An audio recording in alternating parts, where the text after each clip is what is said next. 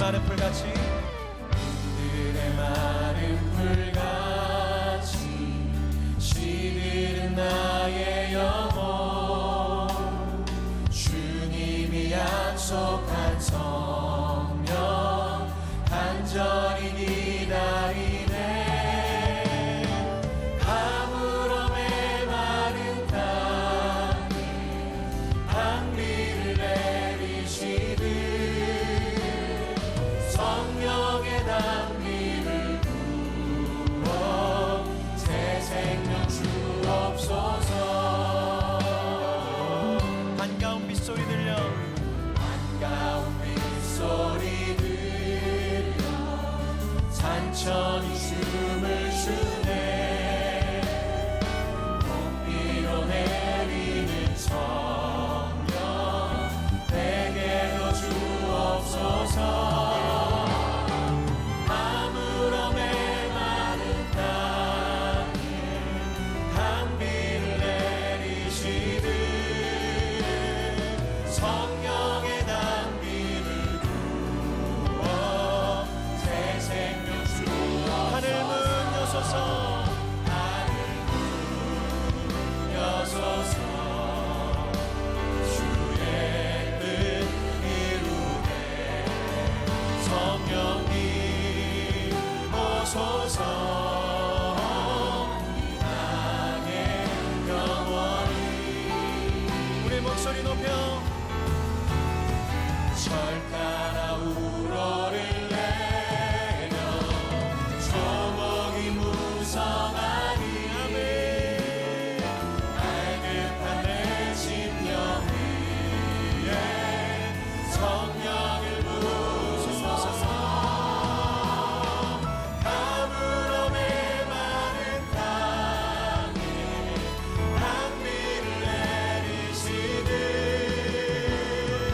성령의 단비를 부어 새 생명 주옵소서 참되신 사랑의 언약 참되신 사랑의 언약 어길 수 있사오랴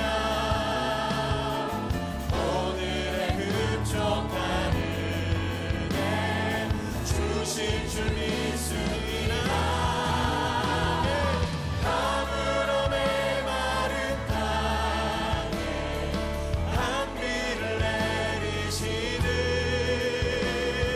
성령의 단비를 부어 새 생명 가물어 메마른 땅에 주님 가물어 메마른 땅에 단비를 내리시듯 성령의 단비를 부어 새 생명 우리 믿음으로 간구합시다 가물어 메마른 땅에 가물어 메마른 주님 오소서 단비를 내리시듯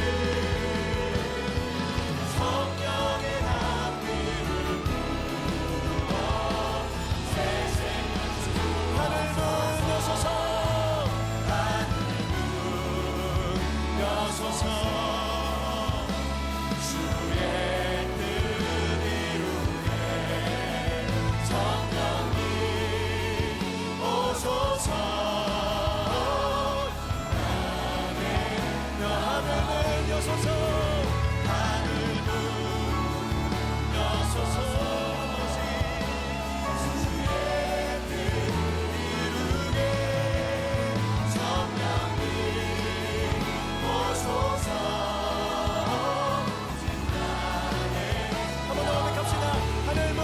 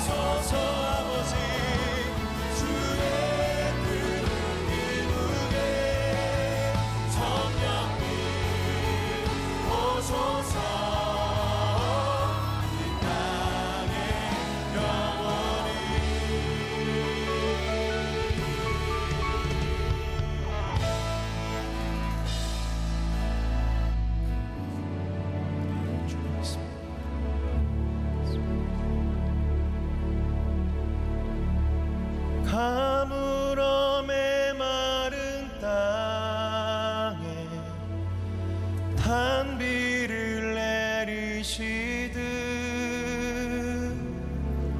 성령의 단비를 부어 새 생명 주옵소서. 가물어 메마른 땅에 가물어 메마른 땅에 단비를 내리시듯 성령의 단비를 부어 새 생명 주옵소서. 아멘. 우리 믿읍시다. 기대합시다. 우리 주님께서 이번 시리즈를 통해 가물어 메마른 우리의 심령과 가물어 메말라 있는 우리의 삶의 자리에 새 일을 행하실 것입니다. 기대하십시오. 주님을 믿고 우리 나아가셨으면 좋겠습니다. 우리 그 믿음 가지고 자리에서 다 함께 일어나셔서 주님의 성령을 우리의 마음 가운데에, 이 예배 가운데에 우리 깊이 초청하시겠습니다.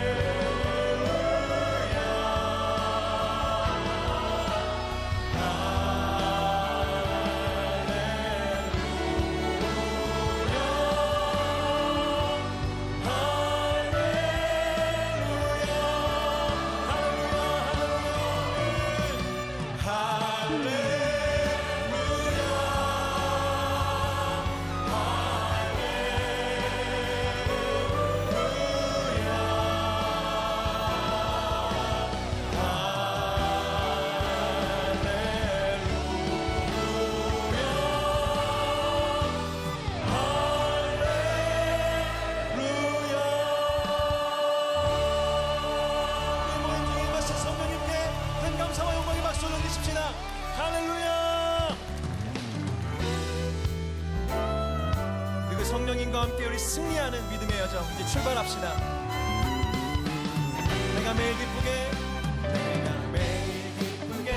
순례의 길 행함을 주의 파는 나를 보아미로 내가 주의 큰 복을 받는 참된 비결을 주의 영이 함께하니 전의 죄에 빠져서 평안함이 없을 때 예수 십자가의 복로 힘입어 그 발 아래 엎드려 참된 평화 얻음은 주의 영이 함께하니 할렐루야.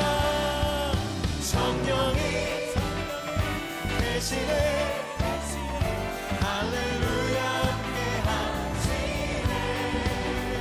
좋은 일을 걸으며 만난 기뻐하는 것 주의 영이 함께하니라. 나와 동행하시고 모든 염려하시니 나를 숲의 새와 같이 기쁘다네. 내가 기쁜 마음으로 주의 뜻을 행함은 주의 영이 함께하니 세상 모든 욕망과 나의 모든 정욕은 십자가의 의미 몫을 나간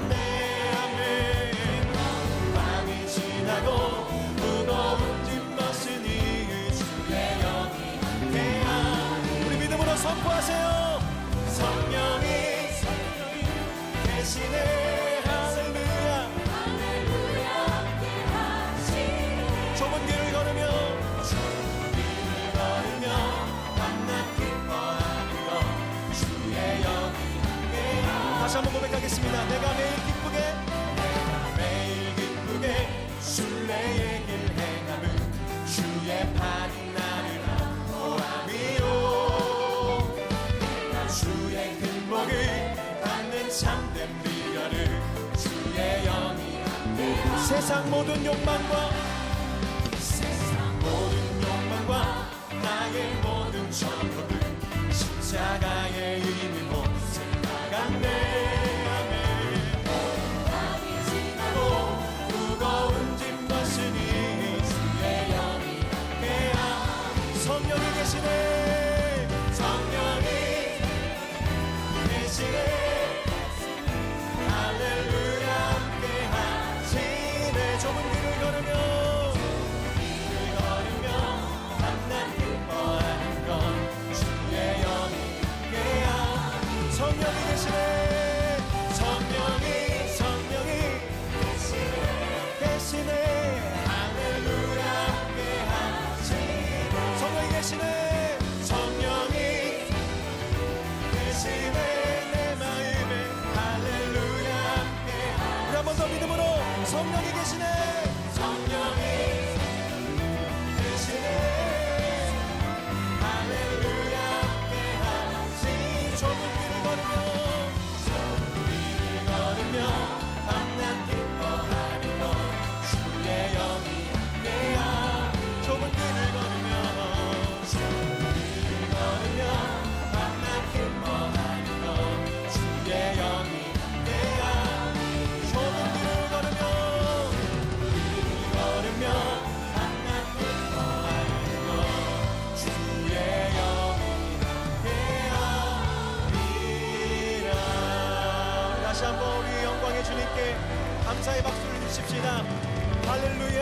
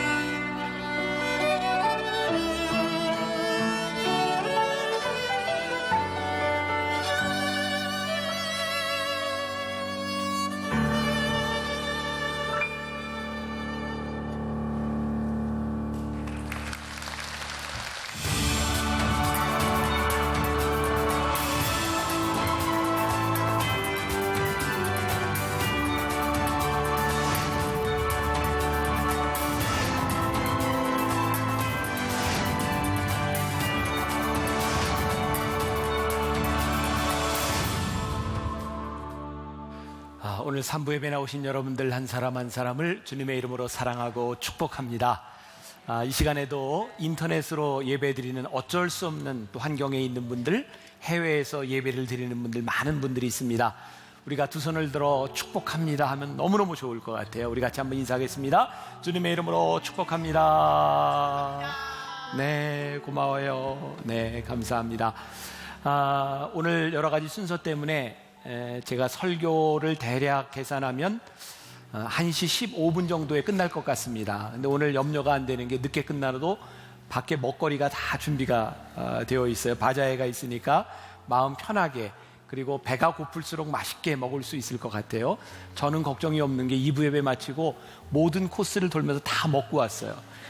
제가 배가 안 고프기 때문에 아마 늦게 끝날 겁니다. 우리 청년들이 여러 가지로 준비를 하고 있는데 여러분들이 한번 들려주시는 게 큰 힘이 될 것 같아요. 그리고 청년들이 직접 비누도 만들고 글씨도 쓰고 이런 걸 했는데 여러분들이 한 번쯤 이렇게 꼭 관심을 가지고 격려해 주시고 이렇게 축복해 주시면 너무너무 좋을 것 같아요. 그렇게 해 주실 수 있죠? 네, 고맙습니다. 이제 오늘부터 성령님은 누구신가, 우리가 성령님을 아는가, 이런 성령님에 대한 이야기로 3달을 지나가게 됩니다. 제가 컨셉을 이렇게 잡아서 이열치열, 우리 더운 때 더 뜨거운 성령님으로 한번 우리들이 여름을 나자, 이렇게 이제 3달을 가게 되는데, 여러분들이 성령님을 이번 기회에 내가 좀 알아갈 수 있는 기회가 된다, 이런 마음을 가지고 집중해서 말씀을 좀 공부하면 좋겠다는 생각이 듭니다. 오늘은 성령님은 누구신가, 성령님에 대한 이야기를 좀 나눠보려고 합니다. 제가 오래전에 우리 교회 초신자들을 위한, 새가족들을 위한 성경 교재를 이렇게 만들면서 참고했던 책이 있습니다.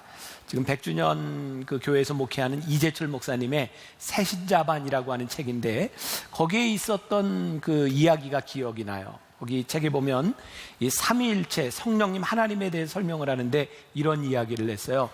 어느 날 그 진해하고 구덕이하고 둘이 친구인데 이렇게 만나서 이야기를 나누게 된 겁니다. 왜 친구냐 이런 걸 물으면 안 돼요. 그냥 들으시면 됩니다.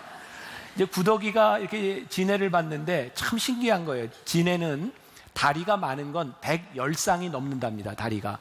근데 진해가 막 걷는 걸 보고 구덕이가 진해에게 묻는 거예요. 진해야, 너는 그렇게 다리가 많은데 어떤 다리부터 순서대로 걷니? 근데 진해가 그 얘기를 듣고 갑자기 이렇게 멘붕이 됐어요. 한 번도 순서를 생각해 보지 않고 걸었거든요. 근데 그것을 생각하는 순간 진해는 걸을 수가 없었어요. 자기가 어느 발 먼저 걸었는지 도저히 알 수가 없는 거예요. 그때 다리가 없는 구덕이가 그렇게 이제 부러워 보인 거죠. 그때 진해가 이런 생각을 합니다. 나는 지금까지 한 번도 어느 발 먼저 디뎠는지 생각해 보지 않고 걸었는데, 그렇다면 신경 쓰지 말고 걸어야 되겠다. 그리고 진해가 이제 다시 걷는 거예요. 사실 우리들의 삶에는 우리들이 생각하지 않거나 이해하지 못하는 것들이 참 많이 있습니다. 성령님에 대해서, 하나님에 대해서, 예수님에 대해서, 성부, 성자, 성령, 삼위일체에 대해서 그 새신자반에서는 그렇게 이야기를 하는 거예요. 우리들이 설명할 수 없는 신비.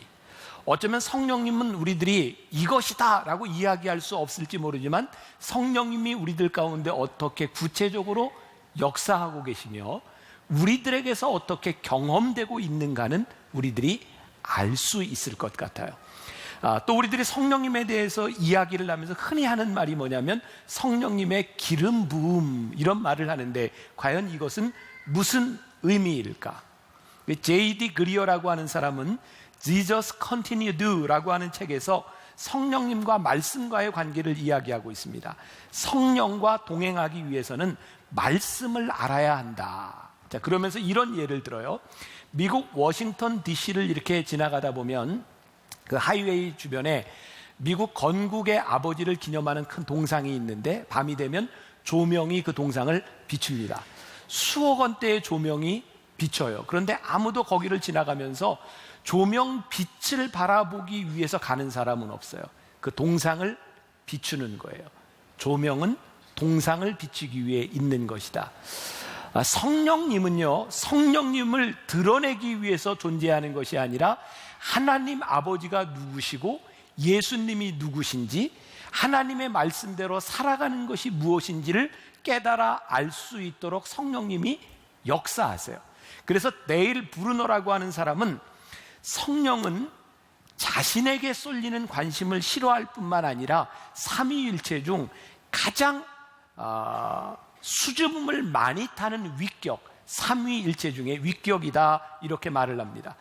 여러분, 우리가 성령님을 우리들이 받았다, 성령이 충만하다라고 하는 증거는 우리들에게서 예수님과 하나님의 영광이 드러날 때입니다. 근데 만약 우리들 주변에 누군가 성령 충만해, 내가 성령 충만해, 내가 성령 충만한 걸 자랑한다면 진짜 성령이 아닐 수도 있다는 거예요.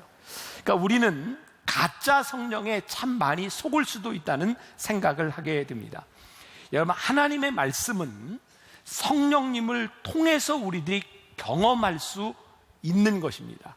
성령이 떠나면 하나님의 말씀에 순종할 수 없어요.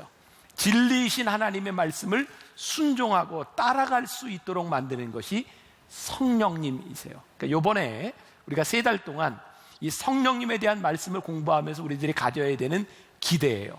우리가 지금까지 들어왔던 하나님의 말씀이 내 마음속에서 이성적인 차원에서 머무는 것이 아니라 내 삶에서, 가슴에서 그것이 느껴지고 고백되고 어떻게 내가 말씀대로 살아갈 수 있는가, 성령님께서 우리들에게 역사하실 것을 기대하며 우리들이 3달 동안 말씀을 함께 나누었으면 좋겠어요. 요한복음 16장 7절에 보면 이런 말씀이 있어요. 그러나 내가 너희에게 실상을 말하노니 내가 떠나가는 것이 너희에게 유익이라. 내가 떠나가지 아니하면 보혜사가 너희에게로 오시지 아니할 것이요 가면 내가 그를 너희에게로 보내리니. 예수님이 하신 말씀이에요.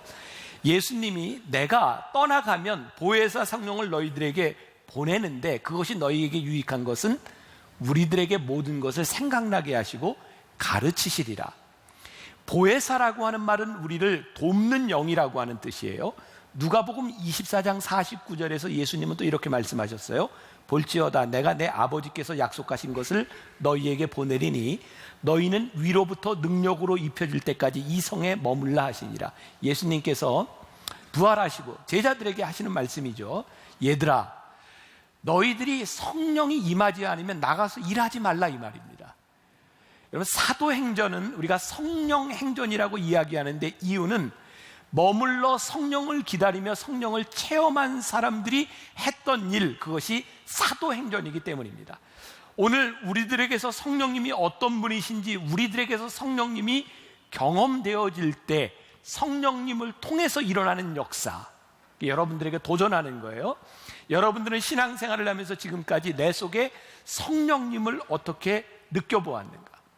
마틴 로이드 존스라고 하는 유명한 목사님, 그 신학자는 이런 말을 했어요. 나는 내 시간의 절반은 성도들에게 교리를 공부하라고 말하고 나머지 반은 교리만으로는 충분하지 않다라고 말합니다.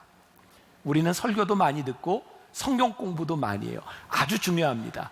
그런데 그것이 중요한 것만큼 그것만으로는 안 된다라고 강조하는 게 중요하다는 게, 뭐가 중요해요? 성령님이 우리들 가운데 역사해야 합니다. 이 말씀과 성령님과의 관계를 이렇게 몇 가지 쭉 리스트로 요약을 했는데 제가 몇 가지만 여러분들에게 이야기합니다. 말씀은 우리들에게 약속을 줘요. 성령은 때를 따라 우리로 하여금 모험하게 합니다. 말씀은 기준을 정해줘요. 성령은 우리들에게 행동을 지시해요. 말씀은 하나님의 성품을 기술해요. 성령은 우리가 하나님의 마음을 느끼도록 해줘요. 말씀은 우리들에게 계시를 줘요. 성령은 그것을 이해할 수 있도록 도와줘요. 자, 이제 좀 조금 감이 오세요? 아, 말씀을 아는 것이 참 중요한데 이 말씀을 내 삶에서 깨닫게 하고 이해하는 것은 성령님의 역사다. 여러분, 그런 찬양 아세요? 따스한 성령님 마음으로 보내 내 몸을 감싸며 주어지는 평안함 만족함을 느끼네. 여러분 보세요. 따스한 성령님 어떻게? 마음으로 보내 내 몸을 감싸며 주어지는 평안함 만족함을 느끼네. 여러분들에게 묻고 싶어요. 어느 날 성령님이 여러분들 가운데 쫙 오심으로 여러분들이 느꼈던 평안함, 와, 내 삶의 만족감, 여러분들에게 이런 경험이 있으신가요? 저는 목사가 돼서 은혜를 받았거든요. 저는 기도원에서 그 골방에서 기도하다가 은혜를 받았어요. 제 삶에 살아왔던 한순간에 삶을 바꿔놓았던 나를 감싸는 성령님, 설명할 수 없는 성령님의 역사, 이것이 우리들에게 있는가?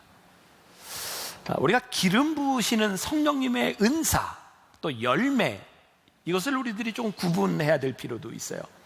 어떤 목사님이 교회에서 교인들에게 이렇게 은사와 열매에 대해서 이렇게 설명을 하고 교인들에게 이렇게 요청했대요. 여러분도 한번 어디에 속하는지 스스로 대답해 보세요. 여러분들 중에 오늘 말씀을 듣고 성령의 은사를 원하는 분이 있다면 이쪽으로 나오시고, 성령의 열매를 원하는 분이 있다면 이쪽으로 나오십시오. 제가 여러분들을 위해서 기도하겠습니다. 그때 그 교회에는 한 70-80%의 사람들은 다 성령의 은사를 구했고요, 아주 적은 사람들만 성령의 열매를 구했대요. 자, 여러분들은 어디에 속하나요? 은사라고 하는 것이 잘못된 것이 아닙니다. 그런데 이 은사가 열매로 드러나지 않으면 은사는 참 위험할 수 있습니다. 예를 들겠습니다. 그럼 구약 성경에 보면 유명한 요셉이라고 하는 인물이 나와요. 요셉은 하나님이 어렸을 때 은사를 주셨어요. 그는 어떤 은사가 있었죠? 꿈꾸는 은사가 있었어요. 근데 그는 그 은사를 가지고 꿈을 꾸고 놀라운 일을 봤어요. 그는 형들에게 가서 꿈 이야기를 합니다. 근데 형들을 분노하게 만들었어요. 그는 은사로 인하여 분노를 일으키고 형들은 그를 종으로 팔아버렸어요. 요셉은 종으로 팔려가서 보디발이라고 하는 사람의 집에 머물며 그의 은사가 계속 작동을 하죠. 하나님은 그에게 총명도 주셨고요, 그래서 인정을 받아요. 근데 또 감옥에 들어가요. 감옥에 들어갔는데도 여전히 그는 하나님의 은사를 가지고 있었어요. 꿈을 해몽하죠. 제가 읽었던 책에서 이렇게 얘기합니다. 만일 요셉이 은사만을 가지고 그 어려운 시간을 지나가며 그가 은사가 성숙되지 않은 상태에서 그가 총리가 되어 형들을 만났더라면 그는 형들을 굉장히 무섭게 대했을지도 모른다는 거예요. 여러분, 하나님께서 우리들에게 은사를 주시는데 중요한 것은 이 은사가 우리들에게 어떻게 열매로 나타나느냐. 여러분, 우리들이 교회를 다니면서 신앙생활을 하면서 우리를 정말 당혹스럽게 하는 것이 뭐냐면, 참 놀라운 은사를 가지고 목회를 하던 사람들, 사역자들이 추락하는 것 아닙니까? 타락해요. 어떻게 저렇게 사람이 될 수 있을까? 변해요. 그들이 가지고 있었던 은사가 거짓이 아니라 하나님이 주셨던 은사임에도 불구하고 은사가 성숙되지 못하고 그 은사를 받았는데 성령의 기름 부으심이 없어 다듬어지지 않을 때 은사는 교만과 타락으로 흐를 수 있는 거예요. 우리들에게 주시는 은사, 그것이 분명한데 그것이 우리의 욕망으로 끝나지 아니하고 어떻게 성령의 기름 부으심 가운데 우리들이 끝까지 사용될 수 있는가. 기름 부으심이 없는 은사는 교만해질 수밖에 없어요. 왜일까요? 은사를 드러내는 순간 사람들의 칭찬을 받아요. 와, 저런 은사가 있네.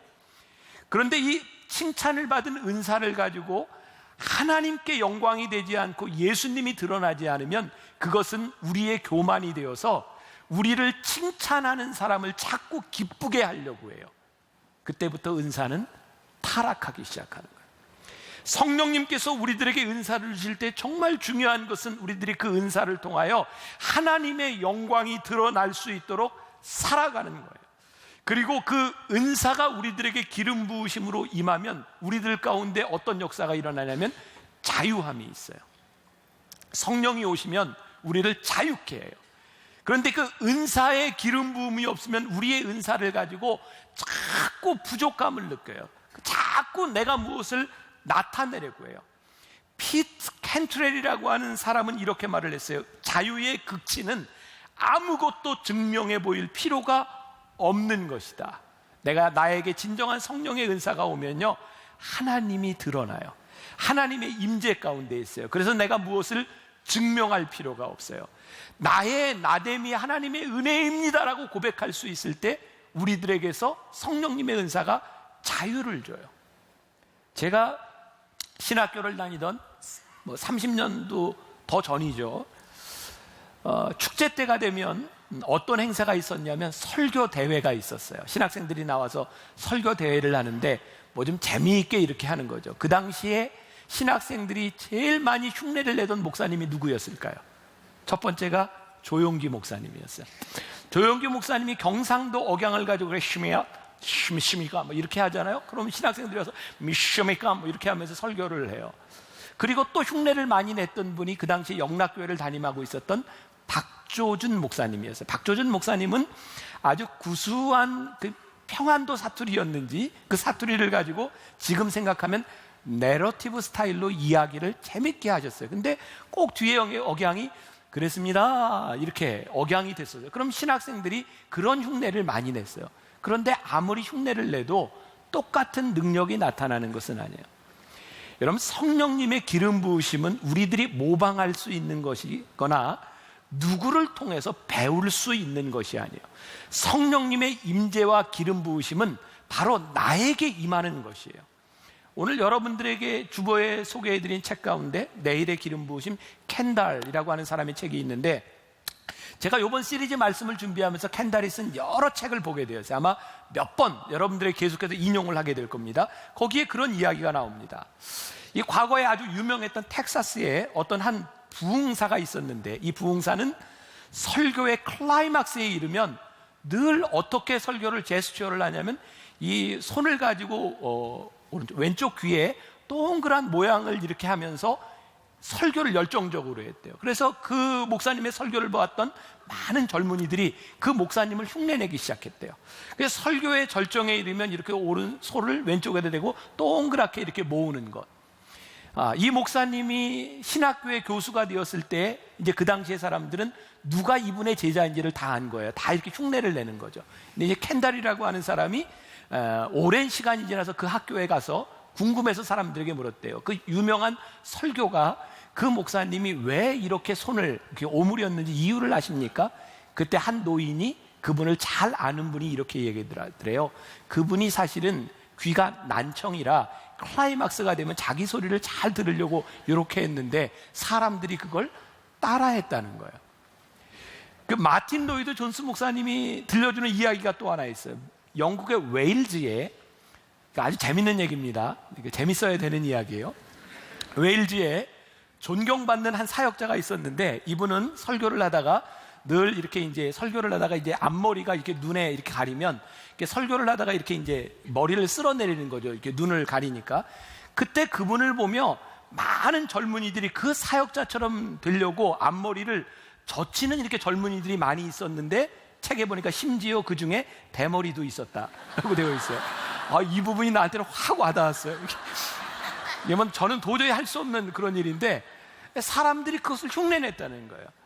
아무리 흉내를 내도 그 능력은 나타나는 것이 아니에요. 성령의 기름 부음은요, 누구의 흉내를 내는 것이 아니라 나에게 임하셔서 내 속에서 지속적으로 역사하셔야 되는 거예요. 오늘의 기름 부음이 내 속에 있어야 되는 거예요. 그래서 성령님은 흉내낼 수 없는 것과 동시에 과거의 방식대로 일하시는 분이 아니라는 거예요. 이거 아주 중요한 이야기입니다. 우리는 성령님을 경험하고 성령님의 역사를 보면서 늘 과거 가운데 머물러 있는 거예요. 그때 내가 역사하셨던 하나님. 저희 세대의 영성은 기도원 영성이었어요. 기도원에 가서 은혜를 받고, 여러분들 많은 우리 어른 세대들이 산속에 엎드려서 삼각산에서 하늘산에서 기도하며 영성을 체험하고 하나님의 은혜를 경험했어요. 그런데 그거와 똑같은 방식으로 오늘날 성령님이 똑같이 역사하시는 것은 아니라는 거예요. 그렇게 역사하실 수도 있지만 오늘 우리들에게 성령님은 어떻게 역사하기를 원하시는지 우리들이 마음을 열어야 된다는 거예요. 왜? 성령님은 성령님의 방식이 있기 때문이에요. 여러분, 한국 기독교에 있어서 1974년을 기점으로 해서 저는 굉장히 큰 변화가 왔다고 생각해요. 엑스폴로 74라고 하는 그 시대에 유명한 빌리그레암 목사님이 여의도에서 설교를 하셨어요. 여러분, 그때 우리나라의 여의도에 모였던 사람이 몇 명인지 아세요? 100만이 넘었어요. 이건 상상할 수 없는 숫자입니다. 한 번에 100만이 여의도에 모인다. 근데 그때 대한민국의 부흥의 역사는 대형 집회를 통해서 놀랍게 역사했어요. 제가 중학교를 다니던 때 아직도 제가 기억에 생생해요. 그때는 부활절이 되면 서울 지역에 있는 모든 교회들이 부활절 새벽에 여의도로 모였어요. 여의도에 30만, 40만, 50만, 60만 사람이 그렇게 모였어요. 그 당시에는 자가용이 있었던 시대도 아니고요. 어떻게 모였는지 몰라요. 중학교 때 제 기억에, 저는 왕십리에 살았거든요. 그 새벽에 부활절 예배 참석하려고 학생들이 교회에서 밤을 새요. 그리고 새벽 2시 그 무렵이 되면 학생들이 걸어서 여의도까지 가는 거예요. 여러분 이해가 됐어요? 근데 그때는 그런 영성이었어요. 함께 모여 기도하고 여의도에 모여서 손을 들고 기도하며 성령을 체험했던 그런 영성이 있었어요. 그런데 이상하게도 하나님께서 지금 그렇게 역사하시지 않는다는 거예요. 그런데 많은 우리 윗세대 분들은 어떤 꿈을 꾸고 있냐면 30년 전, 40년 전 역사했던 그 대형 집회에 대한 영성을 꿈꾸며 모이려고 하는 거예요. 모르겠어요. 이건 제가 옳은지 그른지 모르겠지만 우리가 성령님을 공부하면서 정말 깨닫게 되는 것이 뭐냐면 성령님은 어떻게든 역사하실 수 있지만 우리들이 경험했던 과거의 방식대로 역사해 주세요라고 이야기할 때 성령님은 그렇게 역사하시지 않는다는 거예요. 왜? 성령님은 성령님 당신이 주도권을 주기를 원하시기 때문에 우리들이 순종해야지 우리들이 경험했던 방식에 성령님을 끌어들일 수는 없다는 거예요. 여러분 18세기 영국에는 웨슬리 그리고 조나단 에드워드 같은 사람을 통해서 놀라운 부흥의 역사들이 일어났어요. 그때에는 집회에 가면 이제 그런 글들이 많아요. 사람들이 쓰러지는 거예요. 집회에 가면 온몸에 힘이 쭉 빠지면서 쓰러져요. 그러면서 영적인 체험들이 일어났어요.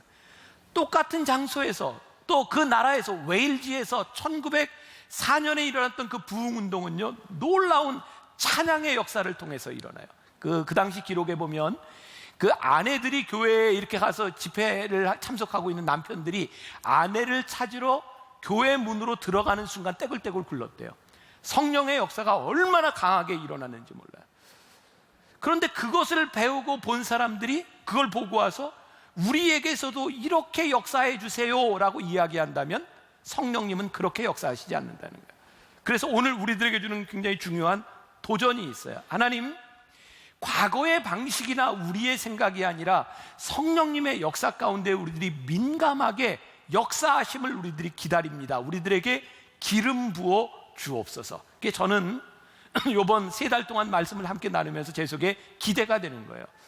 성령님, 오늘 우리에게 또 우리 교회에 한국 교회에 하나님 어떻게 성령님 역사하실지 우리들이 가슴을 열고 우리에게 역사하실 수 있는 하나님을 기대하게 하여 주옵소서. 존 오토버그가 쓴 선택훈련이라고 하는 책에 나오는 이야기예요. 어느 험악한 동네에서 자동차 안에 열쇠를 두고 문을 잠근 한 여자가 이제 그 문을 따려고, 옛날에는 요즘은 다 전자식이지만 예전에는 문 그 잠그고 나오면 이렇게 철사나 이렇게 옷걸이 가지고 막 그런 기억들 나시죠? 이 여인이 아무리 옷걸이를 가지고 문을 따려고 하는데 안 되는 거예요. 그래서 하나님께 기도했대요. 하나님, 도와줄 사람을 보내주세요. 그래서 몇 분이 지났는데 한 고물차가 딱 오더니 뒤에 대더라는 거예요. 근데 온몸에 문신을 하고 해골 모양의 티셔츠를 입은 우락부락한 사내가 여인에게 오더니 이렇게 다가오는 거예요. 그때 이 여인이, 하나님, 설마 제가 보내달라고 한 사람이 저 사람은 아니겠지요? 그러고 있는데 남자가 묻더래요. 뭐 도와줄 거 없나요? 그래서 여자가 이렇게 말했대. 혹시 차 문을 좀 열어주실 수 있나요? 이 남자가 식은 죽 먹기죠. 그러더니 그 옷걸이를 가지고 문을 딱 열어준 거예요. 여자가 너무 고마워서 정말 좋은 분이시군요. 그랬더니 남자가, 저 별로 착한 사람 아닙니다. 저 방금 교도소에서 나왔습니다. 차량 절도죄로 2년을 복역하고 출소한 지 이제 딱 2시간밖에 되지 않았습니다. 이 이야기를 듣고 이 여인이 두 손을 높이 들고 하나님께 이렇게 얘기했다. 하나님 감사합니다. 전문가를 보내주셨군요. 참 흥미롭지 않아요? 우리들이 기대하는 방식과 하나님이 일하시는 방식은 틀릴 수 있는 거예요. 내가 원하는 사람과 하나님이 보내주시는 사람이 틀릴 수 있는 거예요. 우리가 언제 성령님을 느끼고 우리들이 어떻게 성령님을 경험할 수 있는지 아세요? 우리들이 하나님께 기도할 때 우리 가운데 역사하실 성령님을 기대하며 우리들이 순종할 준비가 되어 있어요. 순종이라고 하는 것은 무슨 말인지 아세요? 존중한다는 말입니다. 리스펙트 하는 거예요. 성령님께서 하시는 일을 우리들이 왜 존중해야 하는가? 오늘 본문 말씀 13절에 보니까 그러나 진리의 성령이 오시면 그가 너희를 모든 진리 가운데로 인도하시리니 그가 스스로 말하지 않고 오직 들은 것을 말하며 장래일을 너희에게 알리시리라. 성령이 우리들에게 임하시면 우리의 길을 인도하신다는 거예요. 그래서 우리들에게 기대감이 있어야 돼요. 아, 성령님이 일하실 것. 그런데 문제가 무엇이냐? 우리들이 이런 기대감을 안 갖는 거예요. 자, 기독교 역사를 통해 보면 2000년 역사 가운데 계속해서 교회 안에는 문제들이 있었어요. 놀라운 것은 문제가 있을 때마다 이 문제를 해결하는 방법들이 생겨요. 그래서 종교 개혁도 일어나고 경건주의 운동도 일어나고 여러 가지 일들이 일어나거든요. 근데 참 놀라운 일은 문제를 해결하는 그 영성 운동이 어느 날 하나님께서 이렇게 역사하셨어 라고 규정을 하고 그것을 교리로 만들고 교단으로 만드는 순간 성령님의 역사가 끝나더라는 거예요. 제가 좀 과격한 얘기일지 모르지만 제가 요즘 늘 설교하면서 하는 이야기가 한국 교회가 살기 위해 이 땅 위에 교회가 제대로 살아나기 위해서는 교단과 교리의 벽이 없어져야 된다는 거예요. 왜? 성령님이 역사하시기 때문에 우리들이 야, 이 일을 통해서 하나님 일하셨어 라고 생각하며 우리들이 공식을 만드는 거예요. 성령님이 이렇게 역사하셨노라고. 그 순간부터 성령님은 그렇게 일하시지 않아요. 왜? 성령님은 성령님이 일하시는 방법이 있다는 거예요. 제가 말씀을 준비하며 읽었던 책 가운데 19세기 켄터키 주에 있는 케인 리치라고 하는 곳에 일어났던 놀라운 부흥운동을 이야기하고 있어요. 그 부흥운동이 일어났을 때 동네에 있는 모든 교회들이요, 성령의 용광로 앞에 모든 것들이 교단과 교회의 벽이 다 허물어졌대요. 저는 미국에 살면서 참 인상적이었던 게 어떤 도시든지 그런 이름이 참 많아요. 처치 스트리트. 그 처치 스트리트는 왜 처치 스트리트인가 봤더니 교회가 많더라고요. 그리고 사거리에는 심지어 네 구탱에 다 다른 교단의 교회들이 있어요. 미국은 그런 다른 교파들을 서로 존중하면서 교회들이 잘 목회들을 하고 있더라고요. 그런데 성령님께서 역사하실 때 이 케인 리치라고 하는 지역에서 모든 교단과 교회, 교리의 벽이 다 무너졌더라는 거예요. 사람들이 함께 모여서 성령님을 경험하고 놀라운 부흥운동이 일어나면서 사람들이 이렇게 결심했다는 거예요. 야, 그리스도라고 하는 이름 안에서 모든 것이 다 무너졌다. 이제 교단도 다 필요 없고 우리는 그리스도 안에서 하나다. 그래서 다 모여가지고 그리스도교라는 교단을 만들었대요. 그 다음부터 성령님이 일하시지 않더라는 거예요. 놀랍죠? 성령님이 일하시는 방식 우리들이 기억해야 될 것이 있어요. 성령님은 내가 독점하는 것이 아니에요. 성령님은 내가 원하는 대로 일하시는 것이 아니에요. 성령님은 누구에게 특별한 라이센스를 주시는 분이 아니에요. 그런데 오늘날 저는 교회 타락, 교회가 잘못되는 너무너무 중요한 이유 가운데 하나가 성령을 경험한 사람들이 나는 이렇게 성령을 경험했노라고 이게 마치 라이센스처럼 여러분들 여기 와서 이렇게 성령을 체험하세요 라고 말을 하면서 그게 교리화되게 하고 있고 그것이 사람의 주관적인 체험으로 끝난다는 거예요. 우리 교회가, 아니 여러분들 모두가 성령님을 경험하기 위해서 성령님 우리가 예배하는 방식에 맞춰주세요 라고 하는 것이 아니라 오늘 예배하는 이 가운데 성령님께서 우리들에게 역사해 주세요라고 기대할 때 성령님은 어떻게 역사하실지 몰라요. 저는 그게 기대가 되는 거예요. 내 삶에서, 여러분들의 삶에서 어떻게 역사하실까? 오늘 본문 말씀 14절, 그가 내 영광을 나타내리니 내 것을 가지고 너희에게 알리시겠습니다. 그가 누구예요? 성령님이 내 영광을 나타내리니. 성령님의 역사가 나타나는 곳에 분명하게 드러나는 게 있는데 그게 뭐냐면 하나님의 영광이에요. 여러분, 성령님이 역사하신다고 아무리 떠벌리고 아무리 무언가를 해도요, 하나님의 영광이 사라지고 성령 충만한 내 모습이 드러난다면 성령님이 일하시는 것이 아니에요. 이 켄달은 내일의 그 기름 부음이라고 하는 책에서 세 종류의 사람으로 구분을 하고 있어요. 하나는 어제의 사람, 하나는 오늘의 사람, 또 하나는 내일의 사람. 어제의 사람 중에 하나로 누구를 예를 드냐면 이스라엘의 초대 왕이었던 사울을 듭니다. 여러분, 사울 왕은 하나님께서 기름 부어 세우신 사람이에요. 사울 왕은 대단한 사람입니다. 근데 하나님께서 기름 부으셔서 그를 쓰시겠다고 왕을 세우셨는데 사울 왕이 어느 날부터인가 하나님의 기름 부으심이 떠나죠. 왜? 하나님께 순종하지 않고 자기 마음대로 갑니다. 놀라운 것은요, 하나님의 영광이 떠났다, 이가봇, 하나님의 영광이 떠났다라고 하는데도 그는 수십 년 동안 왕으로 지냅니다. 잘 기억하십시오. 우리가 은사를 받고 어제의 경험을 가지고 우리들이 살아가는데 하나님의 영광이 떠나가고 성령님의 역사가 없는데도 우리들이 신앙생활을 할 수 있어요. 하나님께서 이 땅 위에 교회를 세워주시고 하나님이 놀랍게 부흥의 역사를 한국교회에 쏟아부어 주셨는데 하나님의 영광이 떠나서 성령님이 기름 부어주시지 않는데도 오랫동안 교회는 존재할 수 있습니다. 그런데 하나님이 쓰시지는 않아요. 무서운 겁니다. 우리들에게 주셨던 은사가 가짜가 아닙니다. 하나님이 기름 부으셨던 역사가 가짜가 아닙니다. 단지 하나님이 지금 사용하시지 않는데 우리는 착각하고 있는 거예요. 여러분, 사울에게서 이가봇, 하나님의 영광이 떠났다고 하는 것, 그것은 끝이 아닙니다. 회복되어야 하는데 그가 회복하지 못하고 어제의 사람으로 끝나버렸다는 거예요.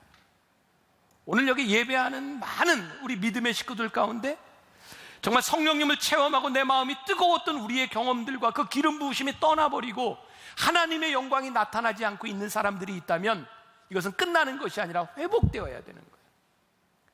오늘의 사람, 이 켄달은 사무엘을 듭니다. 사무엘은 어렸을 때부터 성전에서 자랐고요. 그는 하나님의 음성을 듣고 사울 왕에게 기름 부으라고 하는 명령을 따라 사울 왕에게 기름을 붓습니다. 여러분, 왕이 없던 시대, 사사시대에 누군가에게 기름을 부어서 왕이라고 명령하는 것이 얼마나 위험한 일인지 아십니까? 왕이 없던 시대에는 군웅할거의 시대예요. 누군가 왕이 될 수 있는 그 시대에 누군가에게 기름을 붓는다, 굉장히 위험한 일을 사무엘이 합니다. 이유는 딱 한 가지입니다. 하나님이 시키셨다는 거예요. 사울이 왕이었는데 하나님의 영광이 떠나자 하나님께서 다윗에게 기름을 부으라고 합니다. 사무엘이 또 순종합니다. 사울에게 기름을 부을 때보다 더 위험한 일입니다. 왜? 지금은 왕이 있는데 다른 사람이 왕이라고 기름을 붓는다고 하는 것은 죽을 수도 있는 일입니다. 사무엘은요, 오늘의 사람으로 쓰임을 받습니다. 왜?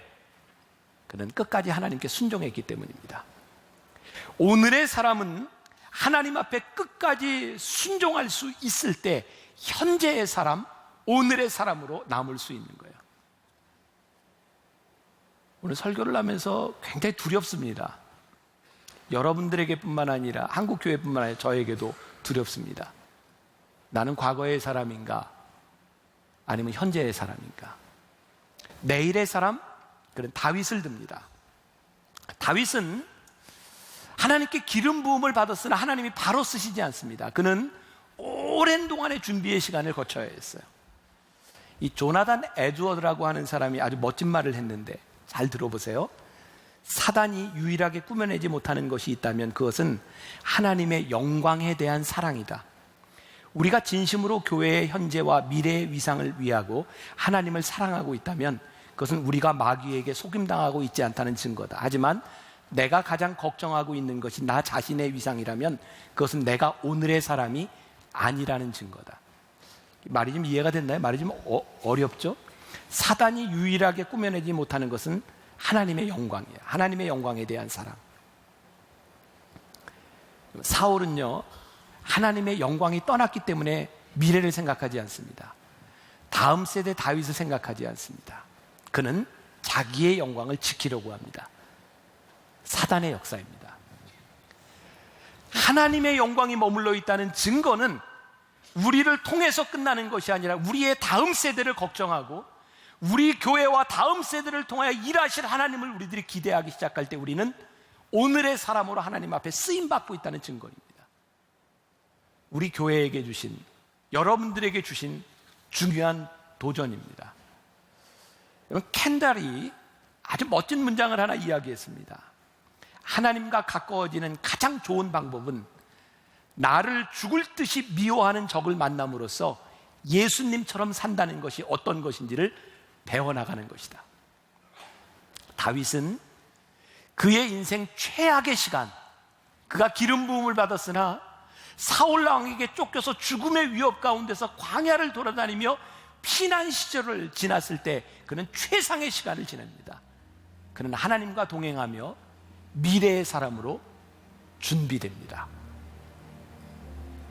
유명한 스펄전 목사님은 그에게 25년의 사역의 시간이 주어진다면 나는 20년을 준비하고 5년을 일할 것이다 라고 말을 했어요. 정말 멋진 얘기입니다. 우리는 준비의 시간을 잘 견디지 못하는 것 같아요. 그래서 현재의 사람도 되지 못하고 미래의 사람도 되지 못하는 것. 여러분, 이번 3달 동안 우리들이 성령님에 대한 말씀을 준비하면서 우리들이 꿈꿔야 되는 것이 있어요. 하나님, 내 욕심과 내 조바심이 아니라 하나님 나라를 꿈꾸는 사람들이 되게 하여 주옵시고, 우리의 다음 세대와 다음 세대 교회와 이 민족을 위하여 하나님이 어떻게 일하실지에 대하여 우리의 과거 방식이 아닌 하나님이 일하시는 방식을 기대하게 하여 주옵소서. 그리고 우리들이 순종하며 나갈 때 하나님이 우리를 쓰시는 것을 경험할 수 있지 않을까.